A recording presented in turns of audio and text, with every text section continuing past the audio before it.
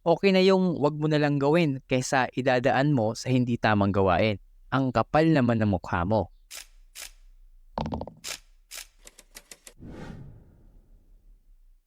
Nitong nakaraang araw, napadaan sa newsfeed ko itong post ni Pinoy History. I-post nyo na lang para basahin.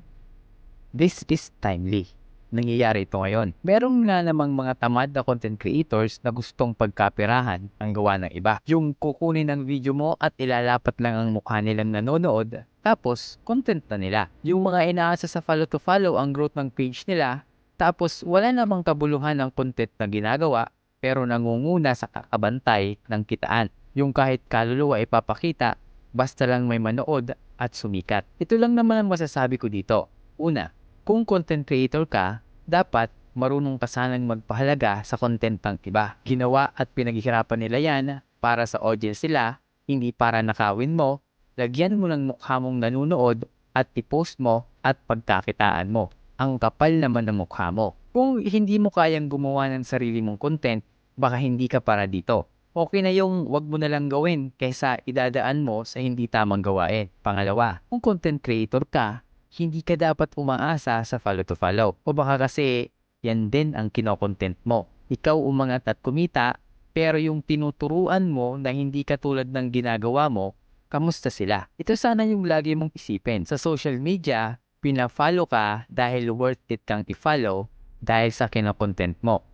Hindi yung inaasa mo sa follow to follow, tapos wala namang saysay ang pinagpo-post mo, tapos habol ka ng habol sa kikitain mo. Pangatlo, noong unang panahon, kailangan mo ng hard work para makapangboso. Kailangan mo pa kasing magbutas para may masilipan.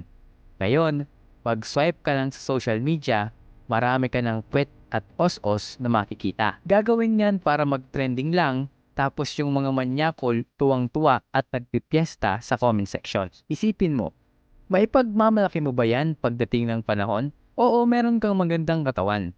Biniyayaan ka ng magandang ubog na pangangatawan. Pero wag mo naman sanang i-view anyone with a link na parang Google Drive na ikaw mismo ang nagbibigay permiso na kahit kaluluwa mo, ipapakita mo, makuha mo lang yung views na minimiti mo. Alam mo, hindi naman talaga madaling mag-grow dito sa social media eh.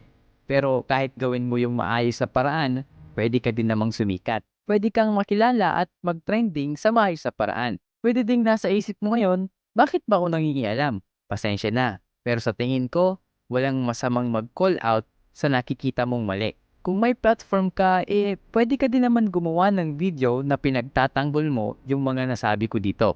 Tingnan natin kung ano yung point of view mo. Okay? Kung may natutunan ka, i-share mo ito sa iba para matauhan din sila. And don't forget to follow for more.